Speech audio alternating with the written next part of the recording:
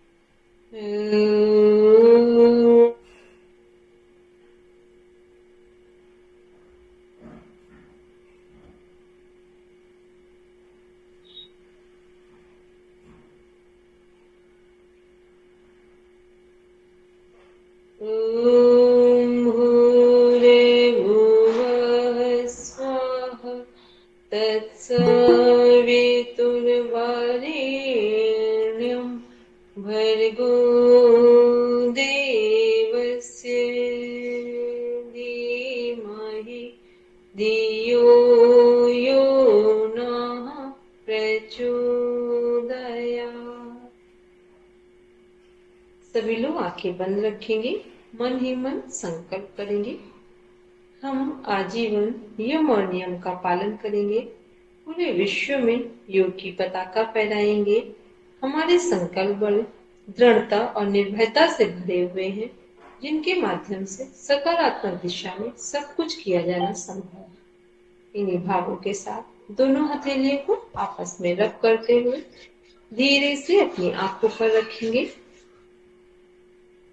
कोमलता के साथ अपनी आंखें खोलेंगे।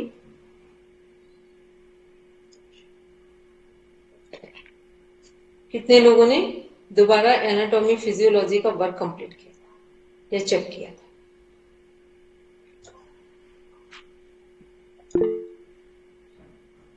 सबको मेरी आवाज आ रही है? Yes ma'am. मैम सिर्फ एक क्वेश्चन बचा है, इसको वीकेंड पे कर पाएंगे मैम? थोड़ा ऑफिस में ज्यादा काम है आजकल। क्योंकि ये ना जो इस वीक में मे बी पॉसिबल, इस वीक में या नेक्स्ट वीक में आपका ये सिलेबस कंप्लीट होगा इसका जी मैम। फिजियोलॉजी। ठीक है, चलिए किस पेज नंबर पे पढ़ रहे हैं बोलेंगे?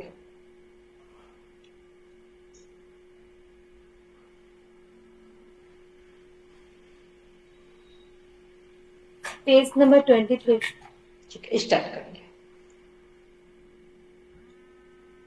जिनको भी लग रहा हो हिंदी सही पढ़ सकते वो पढ़ेंगे।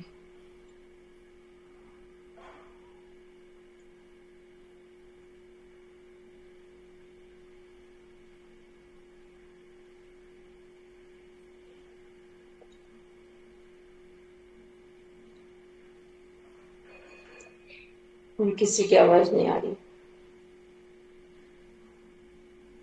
जिसको भी लग रहा है हिंदी सही पढ़ सकते वो पढ़ेंगे। रेणु जी पढ़ेंगे? हाँ जी मैम। स्टार्ट कीजिए।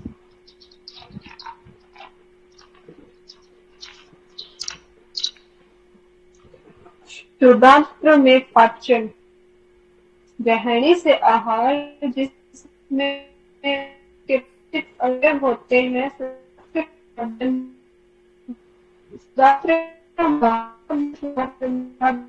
इस जाता है और हो सकता है। यहाँ भी पाचन क्रिया होती रहती है, कुछ समय जाता है। शुद्धास्त्र के रस में भी पाचन शक्ति होती है। प्रोटीन को प्रोटीन और तत्वों अमीनो एसिड तोड़ सकता है, पर उसकी विशेष क्रिया डिप्सिन, एमाइलेज और लाइपेज एंजाइमों को सक्रिय बनाना है। कार्लोस का जिसने सबसे पहले इस विषय में अन्वेषण किए थे, मत है कि आंत्र रस के मिलने से पहले ये तीनों एंजाइम अपने पूर्व में रहते हैं और इसी कारण निष्क्रिय होते हैं। ट्रिप्सिनोजन के रूप में रहती है। एमाइलेज और लाइपेज पूर्व में रहते हैं। रस अग्नाशय रस में मिलता है तो ट्रिप्सिन और ज़ेन से ट्रिप्सिन बन जाती है और शेष दोनों एंजाइम भी सक्रिय हो जाते हैं।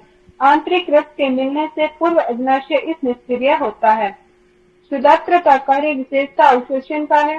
इसकी आंतरिक रचना के चित्र को देखने से मालूम होगा कि उसके भीतर श्लेष्मल कला में जो सारे आंत्र को बाहर से आच्छादित किए हुए हैं, गहरी सिलवटें बनी हुई है, जिसमें कला का पृष्ठ आंत्र से कहीं अधिक हो जाता है। कला की सिलवटों पर अंकुर लगे रहते हैं। इन सब का काम अवशोषण करना है।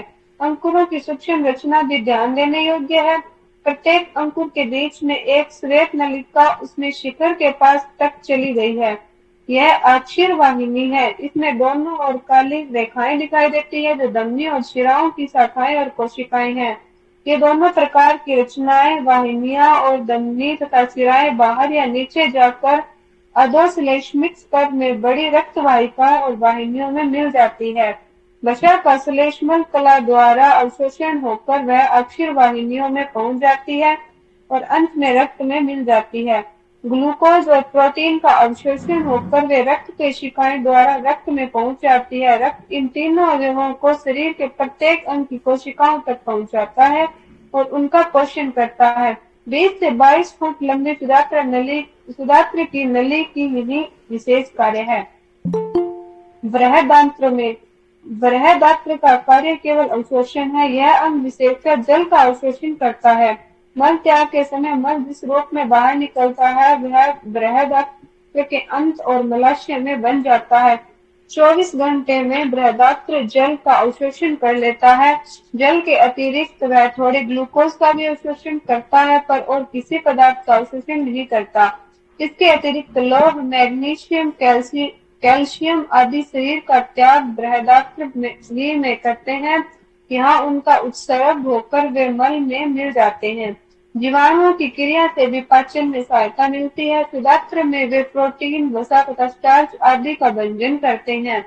बृहदात्र में वे सेलुलोज का बीज, जिस पर किसी पाचक रस की क्रिया नहीं होती, भंजन कर डालते हैं। इसी से हाइड्रोजन सल्फाइड, मीथेन आदि गैसें उत्पन्न होती है तथा वसा के भंजन से वसामल बनते हैं, जिनके कारण मल की क्रिया अम्लिक होती है। अंत्र गति अथवा कर्मकुंचन, यह गति सारे पाचक नाल में ग्रास नाल से लेकर मलाशय तक होती रहती है, जिसमें खाया हुआ या पाचित आहार निरंतर अग्रसर होता रहता है। अन्य आशयों में तथा वाहिकाओं में भी यह गति होती है।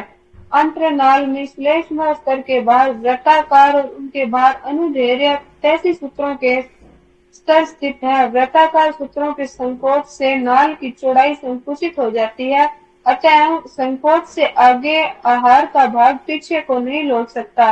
कभी अनुदैर्घ्य सूत्र संकोच करके नाल के उस भाग की लंबाई कम कर देते हैं, अतः आहार आगे को बढ़ जाता है।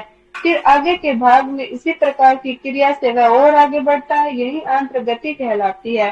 दूसरी खंडी भवन गति भी नाल की भित्ति में होती रहती है। ये गतियां आहार को आगे बढ़ाने में सहायता देने के अतिरिक्त भली प्रकार से कायम को मत सा देती है, जिससे पाचक रस और आहार के कणों का घनिष्ठ संपर्क हो जाता है।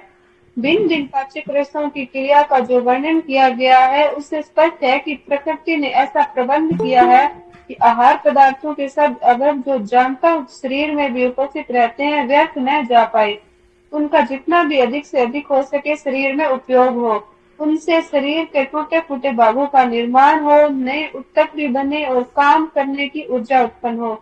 आहार का यही प्रयोजन है और आहार के भिन्न अवयवों का उनके अत्यंत सूक्ष्म तत्वों में विभंजन कर देना, जिससे उनका अवशोषण हो जाए और शरीर की कोशिकाएं उनसे अपनी आवश्यक वस्तुएं तैयार कर ले। यही पाचन का प्रयोजन है। वास्तव में जिसको साधारण बोलचाल में पाचन कहा जाता है, उसमें दो क्रियाओं का भाव छिपा रहता है, पाचन और अवशोषण। पाचन केवल आहार के अवयवों का अपने घटकों में टूट जाना है, जो पाचक रसों की क्रिया का फल होता है। उनका अवशोषण होकर रक्त में पहुंचना दूसरी क्रिया है, जो शुद्धात्र के रसांकुरों का विशेष कर्म है। मल और मल त्याग, आहार का जो कुछ भाग पचने तथा अवशोषण के पश्चात आंत्र में बच जाता है, वही मल होता है। अतः मल में आहार का कुछ अपचय भाग भी होता है तथा आंत्र की श्लेष्मल कला के टुकड़े होते हैं। इनके अतिरिक्त जीवाणुओं की बहुत बड़ी संख्या है। यह हिसाब लगाया गया है कि प्रत्येक बार मल में 15 अरब जीवाणु शरीर से निकलते हैं। ये बृहदास्त्र से ही आते हैं, वही जीवाणुओं का निवास स्थान है। इस कारण मल में नाइट्रोजन की बहुत मात्रा होती है, जिसमें उसकी उत्तम खाद बनती है। मल त्याग का मल त्याग एक प्रतिव्रत क्रिया है, जिसका संपादन तांत्रिक मंत्र मंडल के आत्मक विभाग द्वारा होता है। जब मलाशय में मल एकत्र हो जाता है तो नियत समय पर मलाशय की भित्तियों से मेरुरज्ज के पश्चिम ऋषंगों की कोशिकाओं में स्वेद जाते हैं, जहां से वे पूर्व स्रगों की कोशिकाओं में भेज दिए जाते हैं। वहां से नए स्वेद प्रेरक तांत्रिक सूत्रों द्वारा मलाशय में पहुंचकर वहां की सवर्णी पेशियों का विस्तार कर देते हैं और मलाशय की भित्तियों की अंतर्गति बढ़ा देते हैं। इसी समय हमको मलत्याग की इच्छा होती है और हमारे बैठने पर तथा स्वर्णी पेशियों के ढीली हो जाने पर मलत्याग हो जाता है। ऊपर की पेशियों के संकोच करने पर उदर के भीतर की दाब पड़ने से भी मलत्याग में बहुत सहायता मिलती है। पाचन ग्रंथियां। आहार नाल से संबंधित पाचन ग्रंथियों में लाल ग्रंथियां, यकृत और अग्नाशय शामिल है। लाल का निर्माण 3 जोड़ी ग्रंथियों द्वारा होता है। यह गाल में कर्ण पूर्व निचले जबड़े में अंधोजब या अवचिभुकीय तथा जीवा के नीचे स्थित अधे जीवा, इन ग्रंथियों से लार मुख गुहा में पहुंचती है। यकृत मनुष्य के शरीर की सबसे बड़ी ग्रंथि है, जिसका वयस्क में भार लगभग 1 से 2 या 1 से 5 किलोग्राम है। यह उदर में मध्य पट के ठीक नीचे स्थित होता है और उसकी 2 पालियां होती है। यकृत पालिकाएं यकृत की संरचनात्मक और कार्यात्मक इकाइयां हैं, जिनके अंदर यकृत कोशिकाएं रज्जु की तरह व्यवस्थित रहती है। प्रत्येक पालिका संयोज्य ऊतक की एक पतली परत से ढकी होती है, जिसे ग्लीशंस कैप्सूल कहते हैं। यकृत की कोशिकाओं से पित्त का स्राव होता है, जो यकृत नलिका से होते हुए एक पतली पेशीय थैली पित्ताशय में सांद्रित व जमा होता है। पित्ताशय की नलिका यकृतीय नलिका में मिलकर एक मूल पित्त वाहिनी बनाती है। चित्र द्वारा विजय मित्र। पित्ताशयी नलिका व अग्न्याशयी नलिका दोनों मिलकर यकृत अग्नाशय वाहिनी द्वारा ग्रहणी में खुलती है, जो ओडी अवरोधनी से नियंत्रित होती है। अग्नाशय यू आकार के ग्रहणी के बीच स्थित एक लंबी ग्रंथि है, जो बहिस्रावी और अंतःस्रावी दोनों ही ग्रंथियों की तरह कार्य करती है। बहिस्रावी भाग से सारी अग्नाशय स्राव निकलता है, जिसमें एंजाइम होते हैं, और अंतःस्रावी भाग से इंसुलिन और ग्लूकेगोन नामक हार्मोन का स्राव होता है। 2 नंबर भोजन का पाचन। भोजन का पाचन। पाचन की प्रक्रिया यांत्रिक एवं रासायनिक विधियों द्वारा संपन्न होती है। मुख्य गुहा के मुख्यतः 2 प्रकार हैं: भोजन का चर्वण और निगलने की क्रिया। लार की मदद से दांत और जीवा भोजन को अच्छी तरह चबाने व मिलाने का कार्य करते हैं। लार का सलेशियम भोजन कणों को चिपकाने एवं उनसे बोल्स में रूपांतरित करने में मदद करता है। इसके उपरांत निगलने की क्रिया द्वारा बोल्स ग्रसनी में ग्रसिका में चला जाता है। बोल्स पेशीय संकुचन के कर्माकुंचन द्वारा ग्रसिका में आगे बढ़ता है। जठर ग्रसिका अवरोधिनी भोजन के आमाशय में प्रवेश को नियंत्रित करती है। लार मुख गुहा में विद्युत अपघट्य और एंजाइम लार एमाइलेज या टाइलिन तथा लाइसोजाइम होते हैं। पाचन की रासायनिक प्रक्रिया मुख गुहा में कार्बोहाइड्रेट को जल अपघटित करने वाली एंजाइम टाइलिन या लार एमाइलेज की सक्रियता से प्रारंभ होती है। लगभग 30% स्टार्च इसी एंजाइम की सक्रियता से दरवी शर्करा माल्टोज में अपघटित होती है। लार में उपस्थित लाइसोजाइम जीवाणुओं में संक्रमण को रोकता है। आमाशय की म्यूकोसा में जठर ग्रंथियां स्थित होती है। जठर ग्रंथियों में मुख्य रूप से 3 प्रकार की कोशिकाएं होती है, जैसे म्यूकस का स्त्राव करने वाली श्लेष्मा ग्रीवा कोशिकाएं, पेप्टिक या मुख्य कोशिकाएं जो प्रोएंजाइम पेप्सिनोजेन का स्त्राव करती है, तथा द्वितीय एवं ऑक्सेंटिक कोशिकाएं जो हाइड्रोक्लोरिक अम्ल और नैश कारक स्रावित करती है। नैश कारक विटामिन B20 के अवशोषण के लिए आवश्यक है। आमाशय 4-5 घंटे तक भोजन का स्राव करता है। आमाशय की पेशीय दीवार की संकुचन द्वारा भोजन अम्लीय जठर रस से पूरी तरह मिल जाता है। एक सेकेंड रुकेंगे रेणु जी। आमाशय किसको हाँ जी। बोल रहे हैं?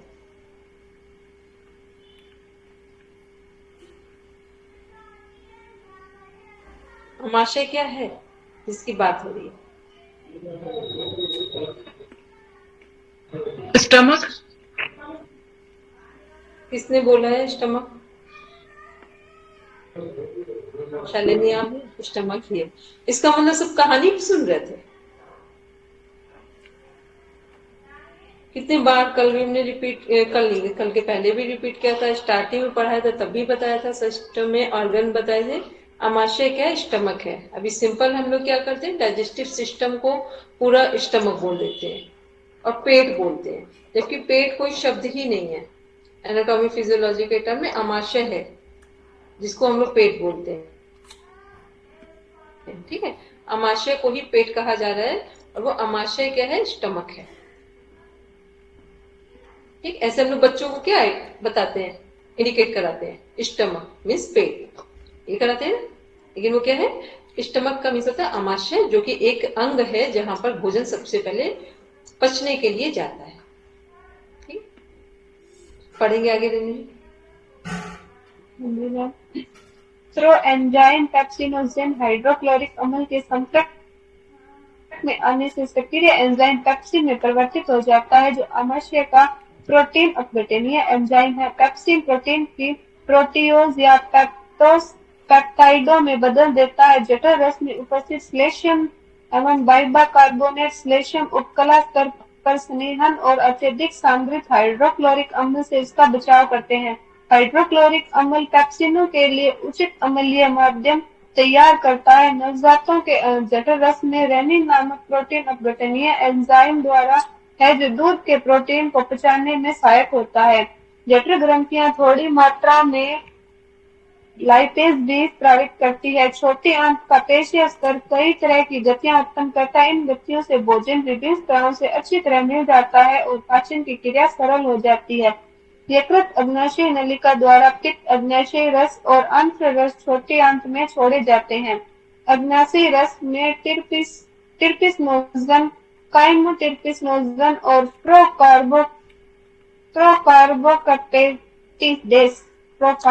प्रोकार्बोकैप्टिडेस एमाइलेज और न्यूक्लियस एंजाइम निष्क्रिय रूप में होते हैं। अंत्र म्यूकोसा द्वारा स्रावित एटेरोकाइनेज द्वारा टिर्पिनोजन सक्रिय टिर्पिसिन में बदला जाता है और अग्न्याशय रस के अन्य एंजाइमों को सक्रिय करता है। ग्रहणी में प्रवेश करने वाले पित्त में पित्त वर्णक बिलिरुबिन एवं बिलिवखंडन, पित्त लवण, कोलेस्ट्रॉल, फॉस्फोलिपिड होते हैं, लेकिन कोई एंजाइम नहीं होता। पित्त वसा के इमल्सीकरण में मदद करता है और उसे बहुत छोटे मिसेल कणों में तोड़ता है। पित्त लाइपेज एंजाइम को भी सक्रिय करता है। अंत्र श्लेष्मा उपकला में गोबलेट कोशिकाएं होती है, जो श्लेष्मा का स्त्राव करती है। म्यूकोसा के ब्रश बॉर्डर कोशिकाओं और गोबलेट कोशिकाओं के स्त्राव आपस में मिलकर अंत्र स्त्राव एवं सक्कस एटेरिक्स बनाते हैं। इस रस में कई तरह के एंजाइम होते हैं, जैसे ग्लाइकोसिडेज, डाइपेप्टिडेज, एस्टरेज, न्यूक्लियोसिडेज। म्यूकस अग्न्याशय के बाइकार्बोनेट के साथ मिलकर अंत्र म्यूकोसा की अम्ल में दुष्प्रभाव से रक्षा करता है तथा एंजाइमों की सक्रियता के लिए आवश्यक क्षारीय माध्यम तैयार करता है। इस प्रक्रिया में सब म्यूकोसल ब्रूनर ग्रंथि भी मदद करती है। अंत्र में पहुंचने वाले काई में उपस्थित प्रोटीन, प्रोटीओज और पेप्टोन आंशिक अपघटित प्रोटीन अग्न्याशय रस के प्रोटीन अपघटीय एंजाइम निम्न रूप से क्रिया करते हैं। प्रोटीन, प्रोटीओज, पेप्टोन, कार्बोक्सीपेप्टेज, काइम के कार्बोहाइड्रेट अग्न्याशय एमाइलेज द्वारा डाइसैकेराइड में जलापघटित होते हैं। पॉलीसैकेराइड स्रोत से डाइसैकेराइड वसा पित्त की मदद से लाइपेजेस द्वारा क्रमशः डाई और मोनोग्लिसराइड से टूटते हैं। वसा से डाइग्लिसराइड, डाइग्लिसराइड से मोनोग्लिसराइड। अग्न्याशय रस के न्यूक्लिक अम्लों में न्यूक्लियोटाइड और न्यूक्लियोसाइड में पाचित करते हैं। न्यूक्लिक अम्ल से न्यूक्लियोसाइड और न्यूक्लियोसाइड से न्यूक्लियोसाइड। आंत्र रस के एंजाइम उपयुक्त अभिक्रियाओं के अंतिम उत्पादों को पाचित कर अवशोषण योग्य सरल रूप में बदल देते हैं। पाचन के ये अंतिम चरण आंत में म्यूकोसल उपकला कोशिकाओं के बहुत समीप संपन्न होते हैं। ऊपर वर्णित मैम ये अभिक्रियाएं बोलनी है क्या?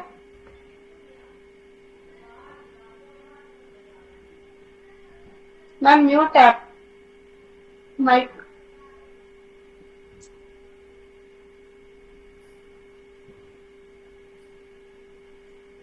एक मिनट, हाँ ये आप पढ़ेंगे पेज नंबर जी मैम। 28 पर आइए।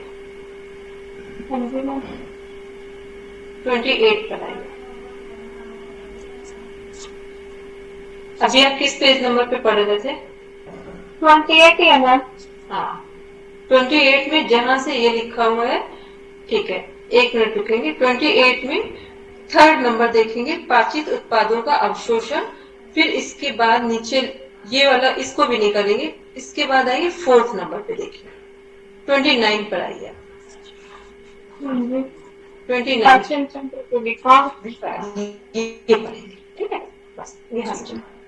पाचन तंत्र के विकार और अनियमितताएं।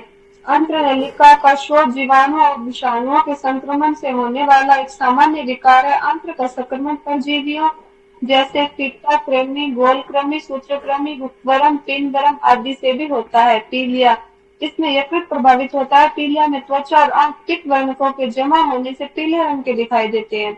वमन, यह आमाशय में संग्रहित पदार्थों की मुख से बाहर निकलने की क्रिया है। यह प्रतिवर्ती क्रिया मेडुला में स्थित वमन केंद्र से नियंत्रित होती है। उल्टी से पहले बेचैनी की अनुभूति होती है।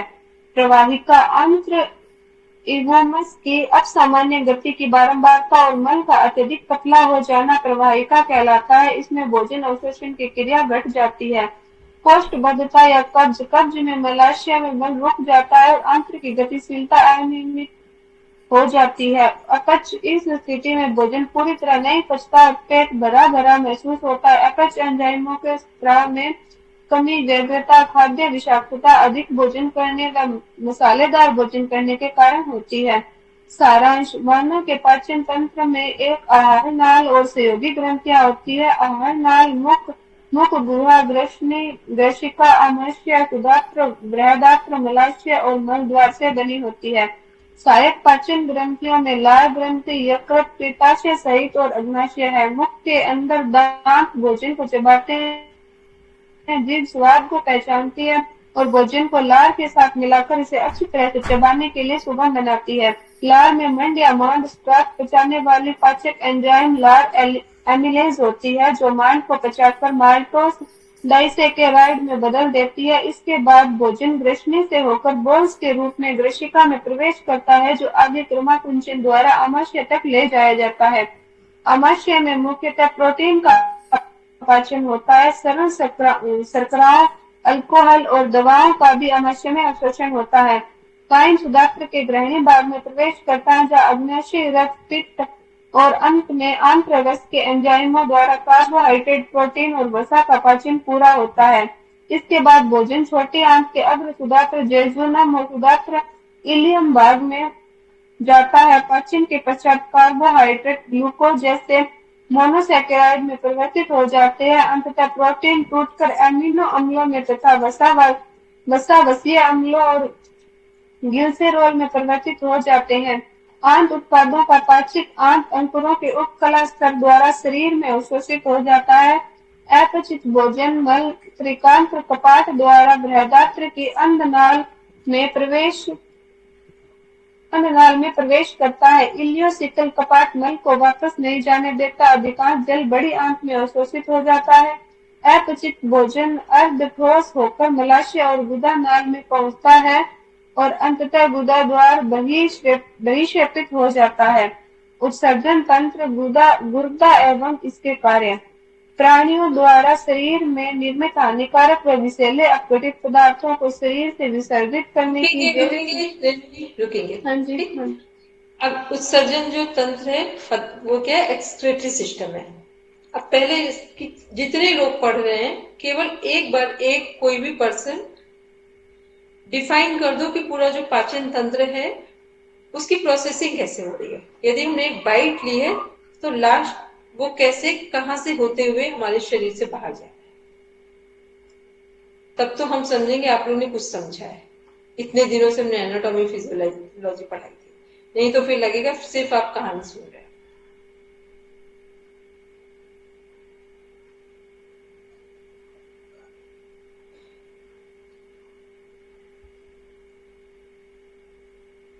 हिंदी में, इंग्लिश में, जैसे सिंपल से सिंपल शब्दों में बताना है, लेकिन प्रोसेसिंग पूरी बता दो बस। कैसे हमने एक बाइट ली, वो कैसे पूरे हमारे अंगों से गुजरते हुए हमारे शरीर से बाहर जाए, जो भोजन किया है वो कैसे बाहर जाएगा हमारे शरीर से। Mouth. Food is chewed and mixed with saliva through its windpipe. Esophagus. Food passes into stomach through stomach. Food is mixed with the gastric juice and acid. Small intestine nutrients are absorbed into bloodstream. Large intestine water, electrolyte and vitamins and absorb elements. Waste is removed through the anus.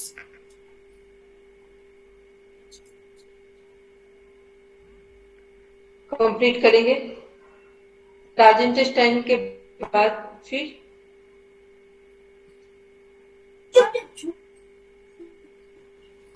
large intestine, water, electrolytes and vitamins are absorbed. After that That elimination waste is removed through anus. First rectum, Sorry, rectum then anus. Go out anus. ये क्या है, ये हमारी पूरी processing थी पाचन तंत्र की।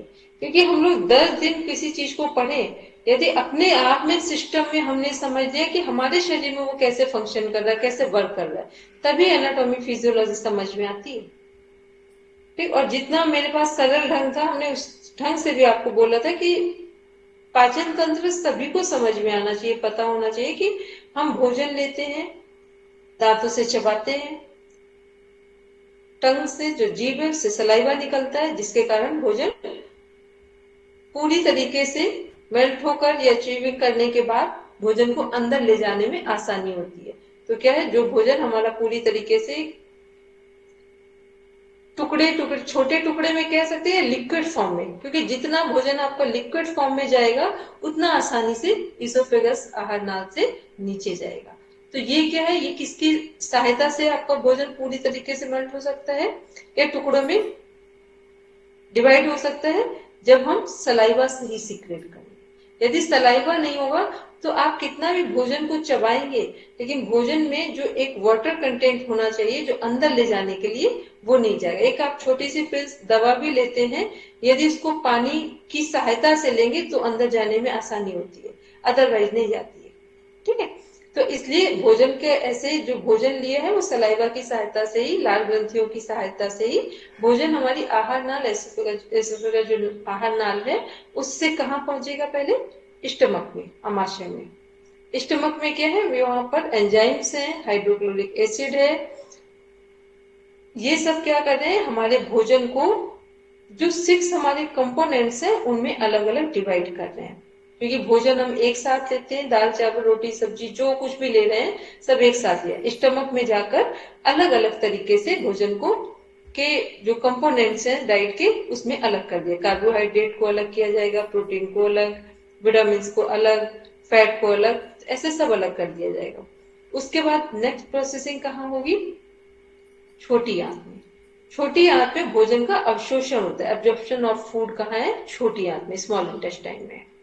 और स्मॉल इंटेस्टाइन में फूड के एब्जॉर्प्शन के लिए क्या क्या सहायता, सपोर्ट मिल रहा है, लीवर से बाइल जूस जो गॉल ब्लैडर में आकर कलेक्ट हो रहा है वो भी यहाँ भोजन को एब्जॉर्ब करने में सहायता करता है।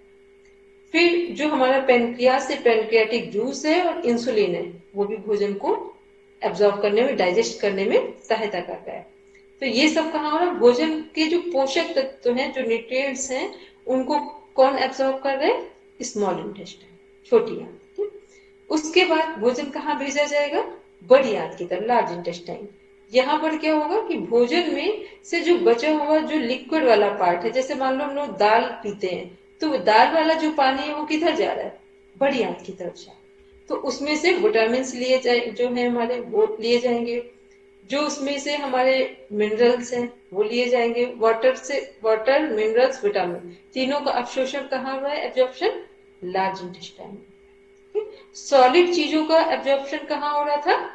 स्मॉल इंटेस्टाइन में। और जो लिक्विड है, जो लाइट कंटेंट है, उनका एब्जॉर्प्शन कहाँ हो रहा है? न्यूट्रिएंट्स का लार्ज इंटेस्टाइन में। वो स्मॉल इंटेस्टाइन में सॉलिड, और इसमें जो लिक्विड फॉर्म में है वो सबका लार्ज इंटेस्टाइन में एब्जॉर्प्शन हो रहा है। मतलब बड़ी आंत जो हमारा पानी है, विटामिन है, मिनरल्स है, उनको सोखने का काम कर रही है। उसके बाद भोजन को जब सभी पोषक तत्व ले लिए जाएंगे, उसके बाद भोजन को कहाँ भेजा जा रहा है? रेक्टम, मलाशय में। ठीक, वहां 6 से 7 घंटे, 8 घंटे भोजन पड़ा रहेगा वेस्ट मटेरियल के रूप में। फिर जब हमारे ब्रेन से एक सिग्नल आएगा, एक बॉडी का अलार्म हमें एक सिग्नल देगा कि अब हमें रेक्टम से मल को, वेस्ट मटेरियल को भोजन के शरीर से बाहर निकालना है, तब हम एनस पार्ट के थ्रू, गुदा द्वार के थ्रू अपने शरीर से भोजन को एक जो वेस्ट मटेरियल के रूप में शरीर से बाहर करते हैं। ये है पूरा प्रोसेसिंग। यदि आपने सभी सिस्टम का एक तरीका समझ लिया, कौन से अंग किसके लिए काम कर रहे हैं और क्या काम कर रहे हैं, तब आप एनाटॉमी फिजियोलॉजी को समझ पाएंगे। सारे विषय को समझना आसान है। एनाटॉमी, फिजियोलॉजी, कंप्यूटर, साइकोलॉजी, ये सब ऐसे विषय हैं जिनको जब आप टेक्निकल ही समझेंगे कि वो हमारे शरीर में कैसे काम कर रहे हैं, तभी वो समझ में आते हैं। ठीक है, चलिए अब पढ़ेंगे उत्सर्जन तंत्र, एक्सक्रीटरी सिस्टम।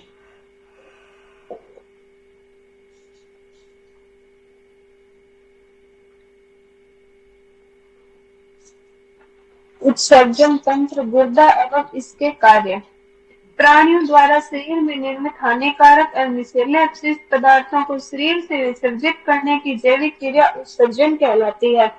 शरीर की कोशिकाओं से उपाच्य फलस्वरूप शरीर में एकत्रित जटिल यौगिकों ammonia, carbon dioxide, urea, uric अम्ल आदि का विघटन होता है और कुछ अपशिष्ट पदार्थों का निर्माण होता है, जिसे उत्सर्जी पदार्थ कहते हैं। उत्सर्जी पदार्थों का लंबे समय तक शरीर में रहना स्वास्थ्य के लिए हानिकारक होता है, इसलिए शरीर विभिन्न अंग समूहों के माध्यम से इन पदार्थों का शरीर से बाहर विसर्जन कर देता है। इस प्रक्रिया में शामिल अंग समूहों को सामूहिक रूप से उत्सर्जन तंत्र कहते हैं। उत्सर्जी पदार्थों का वर्गीकरण। प्राणियों के उत्सर्जी पदार्थों में उपस्थित तत्वों के आधार पर उत्सर्जी पदार्थों को दो भागों में बांटा गया है। नंबर 1 कार्बनिक उत्सर्जी पदार्थ और नंबर 2 नाइट्रोजनी उत्सर्जी पदार्थ। कार्बनिक उत्सर्जी पदार्थ। कार्बनिक उत्सर्जी पदार्थों में मुख्यतः कार्बन डाइऑक्साइड गैस आती है, जिसकी प्रकृति अम्लीय होती है। इन पदार्थों की कोशिकाओं में अधिक समय तक रहने के फलस्वरूप अम्ल निर्माण के कारण कोशिकाओं की क्षति होती है। कार्बन डाइऑक्साइड गैस श्वसन क्रिया में निर्मित होती है। श्वसन तंत्र के माध्यम से इसे शरीर से बाहर निकाला जाता है। नाइट्रोजनी उत्सर्जी पदार्थ। जीव जंतुओं के द्वारा उत्सर्जित होने वाले नाइट्रोजनी अपशिष्ट पदार्थों में मुख्यतः अमोनिया, यूरिया व यूरिक अम्ल पाए जाते हैं। इसमें अमोनिया सबसे अधिक विषैली पदार्थ है, जिसके उत्सर्जन के लिए अधिक जल की आवश्यकता होती है, जबकि यूरिक अम्ल अपेक्षाकृत कम विषैला पदार्थ है, इसके उत्सर्जन के लिए कम जल की आवश्यकता होती है। उत्सर्जन तंत्र के प्रकार। विभिन्न प्राणियों के उत्सर्जन तंत्र द्वारा उत्सर्जित किए जाने वाले अपशिष्ट पदार्थों के आधार पर उत्सर्जन के 3 प्रकार होते हैं: अमोनिया उत्सर्जन, यूरिक उत्सर्जन और यूरिक अम्ल उत्सर्जन। यूरिक अम्ल उत्सर्जन। अमोनिया उत्सर्जन। अधिकांश अस्थियां, मछलियां, टैडपोल एवं जलीय कीट नाइट्रोजन युक्त अपशिष्ट पदार्थों का अमोनिया के रूप में उत्सर्जन करते हैं। उनकी इस प्रकृति को अमोनिया उत्सर्जीकरण कहते हैं। अमोनिया के अणु जल में शीघ्रता से घुल जाते हैं, इसलिए वे आसानी से झिल्ली अवरोधकों को पार कर लेते हैं। कोमल शरीर वाले अकशेरुकी प्राणियों में अमोनिया शरीर की संपूर्ण सतह से निकलकर चारों ओर स्थित जल में घुल जाती है। मछलियों में अमोनिया का उत्सर्जन क्लोम के द्वारा होता है। अमोनिया के उत्सर्जन में वृक्क की भूमिका बहुत कम होती है। यूरिया उत्सर्जन वह जंतु जिसमें शुष्कन की आशंका बनी रहती है तथा स्थलीय आवास में अनुकूलन के लिए जल की हानि से बचने के लिए जंतु कम विषैले नाइट्रोजन अपशिष्ट पदार्थ यूरिया का उत्सर्जन करते हैं। कोशिकाओं के लिए अमोनिया अत्यंत हानिकारक होती है, जबकि कोशिकाएं यूरिया की अति सांद्रता को सहन कर सकती है, क्योंकि यूरिया अमोनिया की अपेक्षा लगभग 1,00,000 गुना कम हानिकारक होता है। स्तनधारी अभय अधिकांश वयस्क उभयचर जो कि स्थलीय है तथा अनेक समुद्री मछलियां व कछुए जो कि अधिपरासरणी वातावरण में जल संरक्षण की समस्या का सामना करते हैं, वे यूरिया का उत्सर्जन करते हैं। यकृत में यूरिया का निर्माण एक उपापचयी चक्र यूरिया चक्र या ऑर्निथिन चक्र के द्वारा होता है, जिसमें अमोनिया व कार्बन डाइऑक्साइड मिलकर यूरिया का निर्माण करते हैं।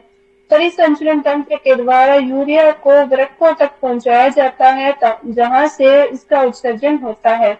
यूरिक अम्ल उत्सर्जन कुछ स्थलीय जंतुओं में नाइट्रोजन उपापचय के द्वारा निर्मित नाइट्रोजन युक्त यूरिक अम्ल का उत्सर्जन होता है। यह अम्ल जंतुओं में जल की न्यूनतम मात्रा का ह्रास होने देता है। यूरिक अम्ल की जल में विलेयता अमोनिया व यूरिया की तुलना में अत्यंत कम होती है, इसलिए इसका उत्सर्जन एक ठोस अपशिष्ट के रूप में होता है। स्थलीय घोंघा, कीट पतंगे। 1 मिनट बोलेंगे अनु जी, क्या कह रहे हैं? मैम मेरे को थोड़ा सा ये समझना है कि जब हम लोग पानी पीते हैं तो वो किडनी के थ्रू मतलब यूरिन बन के बाहर आता है। सो मेरे को थोड़ा सा बस ये समझना है कि डाइजेशन का प्रोसेस भी चल रहा है, जैसे बीच बीच में हम पानी भी पीते रहते हैं, सो पानी एक अलग उसमें जा रहा है। सो वो कैसे बाइफिकेट हो रहा है फिर बॉडी में, क्योंकि अगर लार्ज इंटेस्टाइन में हम लोग मैक्सिमम वाटर एब्जॉर्ब करके उसको सॉलिड को बाहर निकाल रहे हैं, तो फिर किडनी क्या कर रही है एक्चुअली? ब्लड को फिल्टर कर रही है या किस चीज को फिल्टर कर रही है? किडनी हमारी ब्लड को फिल्टर करती है, ठीक है।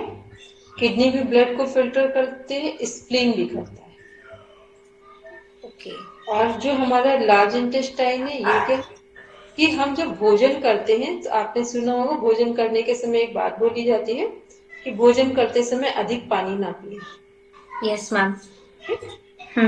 और भोजन के जस्ट बाद भी पानी बहुत ना पानी पिए। ना पिए, ठीक है। क्योंकि जब हम भोजन के समय पानी पीते हैं, बाद में पानी पीते हैं, तो जो हमारे शरीर में, पहले एक चीज तो सबको पता है ना, हमारी बॉडी में पानी कितना है? 70%। वो क्या है? जो हमारा यूनिवर्स का एक लॉ चल रहा है कि 70% क्या वाटर है। तो जो घटना यूनिवर्स में है वही हमारे शरीर में, यथा ब्रह्मांडे तथा पिंडे तथा, ठीक है, तथा पिंडे तथा ब्रह्मांडे, मतलब जो हमारे शरीर में वो ब्रह्मांड में है, यूनिवर्स में, जो यूनिवर्स में है वो हमारे शरीर में। तो ये क्लियर है कि 70% वाटर इसलिए है क्योंकि यूनिवर्स में जो है वो 70% में है, तो वो हमारे शरीर में है। इसके बाद 1 मिनट माइक म्यूट करेंगे।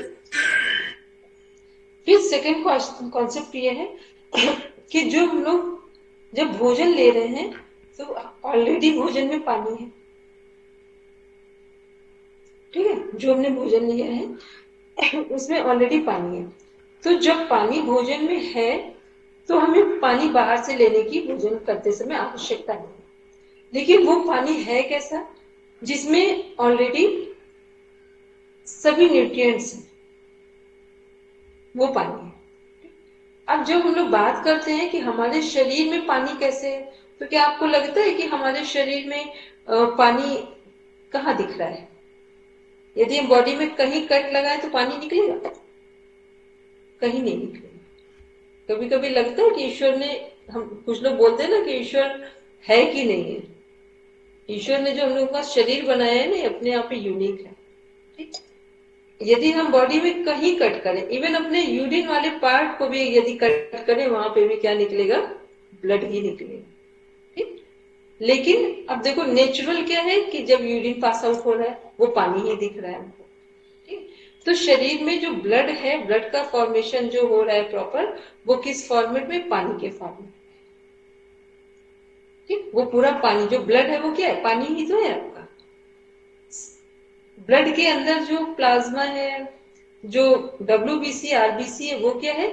जो भोजन में से पोषण मिले वो उसके कंटेंट है। ठीक, ब्लड में क्या है? प्लाज्मा क्या हुआ? ब्लड के अंदर जो ये सब क्या है? पानी के फॉर्म में, वाटर के फॉर्म में। अब जो उसमें RBC WBC जो हमारी इम्यूनिटी बता रहे हैं, ये क्या है? ये सब हमारे भोजन से मिले हुए पोषक तत्व। कंफर्म हुआ थोड़ा सा कुछ? सो मैम बेसिकली वाटर है, आरबीसी रेड आपको कलर दे रहा है, इसलिए वो रेड हो जाता है अपना ब्लड। बाकी जो न्यूट्रिएंट्स है, प्लाज्मा, प्लेटलेट्स, जो हमें खाने के से मिल रहे हैं, वो उसमें क्योंकि पानी है तो वो घुल जाते हैं उसमें। वो उसमें, क्योंकि देखो क्या होता है कि जब हम भोजन लेते हैं तो भोजन लेने में आप जितना भोजन करते हो, बहुत ध्यान से इस बात को समझना, जो भोजन हम करते हैं, भोजन में क्या होता है कि केवल हमारी बॉडी भोजन के पोषक तत्वों को लेती है, एनर्जी को लेती है। उसके बाद बाकी चीजों को रेक्टम में जाकर के और एनस पार्के शरीर से बाहर कर देती है। ठीक, जब हम लोग हवन करते हैं तो हवन में हम लोग चाहे जितनी हवन सामग्री का अच्छी से अच्छी यूज करें, पोषक तत्व खुशबू में मिलते हैं, स्मेल में। पता है ना, उसकी वो जो वातावरण में स्मेल जा रही होती, खुशबू जा रही होती, वो पोषक तत्व होते हैं। ठीक, अब जितना अच्छे तरीके से हवन कुंड में अग्नि जल रही है, उतना ही हवन सामग्री की जलने के बाद मात्रा कम हो जाएगी उसकी। ठीक, और जितना हवन कुंड की अग्नि अच्छे से नहीं जल रही है, तो हवन सामग्री जो है वो जलने के बाद काफी दिखेगी। ऐसे ही जब हमारे शरीर की, जो हमारे पाचन तंत्र की अग्नि सही से जलती है, तो हम जो भोजन करते हैं उसके पोषक तत्व हमें पूरे मिलते हैं और जो वेस्ट मटेरियल है वो कम होता है। ठीक, और जब हमारा भोजन सही से नहीं पचता है तो पोषक तत्व शरीर को बिल्कुल नहीं मिलेंगे, वेस्ट मटेरियल अधिक होता है। ठीक, इसलिए कहा जाता है कि जब और दूसरा, यदि भोजन कर अग्नि कुंड जब जल रहा हो, हवन सामग्री डाल रहे हो, उस टाइम पे आप पानी डाल दें तो क्या होगा? वो सही से आग नहीं जलेगी और वो जो अग्नि हवन सामग्री है वो सही से नहीं जलेगी, क्योंकि अग्नि नहीं है। ऐसे ही भोजन करते समय जब हम पानी पी लेते हैं तो हमारे शरीर की अग्नि, जो पेट की पाचन तंत्र की अग्नि है, वो भी शांत हो जाती है। ठीक, तो ये कॉन्सेप्ट क्लियर हुआ कि पानी क्यों नहीं पीते हैं। अब दूसरा जो पानी की बात है, तो जो भोजन से हमें पोषक तत्व हमारी छोटी आंत बड़ी आंत ने ले लिए, उसके बाद जो वेस्ट मटेरियल है, तो वेस्ट मटेरियल क्या? वही ब्लड में जो आ रहा है वेस्ट मटेरियल। एक हमने ऑक्सीजन लिया था तो कार्बन डाइऑक्साइड के रूप में था वेस्ट मटेरियल। ठीक, एक जो भोजन के का जो हमारा अंतिम जो तत्व है, या ये कह देंगे अंतिम जो पार्ट है भोजन का, जो वेस्ट मटेरियल के रूप में, उसमें से जो चीजें हैं वो कहाँ जा रही है? लिक्विड फॉर्म की, वो भी हमारे किडनी से फिल्टर होगी जाकर। जब बड़ी आंत पानी के पोषक तत्वों को सोख लेगी तो क्या करेगी? पानी को किधर भेजेगी? किडनी की तरफ भेज देगी। ठीक है, और ये पानी क्या है? ब्लड का वेस्ट मटेरियल है, क्योंकि पानी ही तो ब्लड में हमारे शरीर में काम कर रहा है। हमारे शरीर में अलग से पानी नहीं है कहीं। ठीक है, वो पानी ब्लड के फॉर्म में, लिक्विड फॉर्म में काम कर रहा है। ठीक है, और ये लिक्विड फॉर्म में जो काम हो रहा है पानी का, ये किसकी सहायता से हो रहा है? ऑक्सीजन की सहायता से हो रहा है। ठीक, हमने 3 चीजें बताई थी आपको, लंग्स, हार्ट और किडनी। यदि तीनों का केवल आपको वर्क समझ में आ गया, पूरी एनाटॉमी समझ में आ गई। लंग्स क्या कर रहे हैं? ब्लड को प्यूरिफाई कर रहे हैं। हार्ट क्या कर रहा है? प्यूरिफाइड ब्लड को सप्लाई कर रहा है। किडनी क्या कर रही है? जो ब्लड में वेस्ट मटेरियल बचा है उसको यूरिन के थ्रू पास आउट कर रही है। ठीक, तो ये जो हमने भोजन से, लार्ज इंटेस्टाइन के बाद जो भोजन से लिक्विड जा रहा है, वाटर जा रहा है, वो किडनी की तरफ जा रहा है। ये वाटर क्या है? ये ब्लड के साथ वेस्ट मटेरियल के रूप में किडनी से फिल्टर कर देगी। ठीक, और यूरिन के थ्रू पास आउट कर देगी। जब ये सब पढ़ा करो ना, सुनने के बाद एक बार की नोट्स बना लिया करो और अपना खुद का अपने बच्चों को बार बार ही 5-6 बार समझाओगे, खुद में समझोगे, क्योंकि एनाटॉमी फिजियोलॉजी को प्रैक्टिकल फॉर्म में ही पढ़ा जा सकता है, इसको लर्निंग के फॉर्म में नहीं पढ़ा जा सकता है। ठीक, इसीलिए हम बोलते हैं ना, ये जो हम लोग पढ़ रहे हैं ये स्टोरी पढ़ रहे हैं। जो हमने पहले समझाया था, बीच बीच में समझाते हैं, वो हम प्रैक्टिकल समझाते हैं, क्योंकि यहाँ प्रैक्टिकल है हमारी बॉडी। आपको क्या ये सिलेबस याद रहेगा कि हमने क्या पढ़ा है? कुछ याद नहीं रहेगा आपको। ठीक, लेकिन आपको अगर 11 सिस्टम के नेम पता है, उनके फंक्शन पता है, ऑर्गन पता है, तो याद रहेगा। ठीक, कल सब दोबारा जो हमने स्टार्टिंग में पढ़ा था एक बार रिवीजन करना कि 11 सिस्टम क्या है, उसमें कौन से ऑर्गन है, कौन से फंक्शन है। आप चाहना तो वही हमसे पूछ लेना, ठीक है, फिर हम लोग इसको पढ़ेंगे, क्योंकि ये वाली चीजें हम सब पढ़ा चुके, बस आपने प्रैक्टिकल उनको अप्लाई नहीं किया खुद पर, तो भूल जा रहे हो आप। ठीक है, चलिए सब शांति पाठ करें और सभी सिस्टम को लिखकर उनका फंक्शन लिखेंगे और अपने बॉडी में उसको चेक करेंगे कहाँ कैसे काम कर रहे हैं। नहीं समझ में आएगा तो हमसे पूछ लेना। चलिए,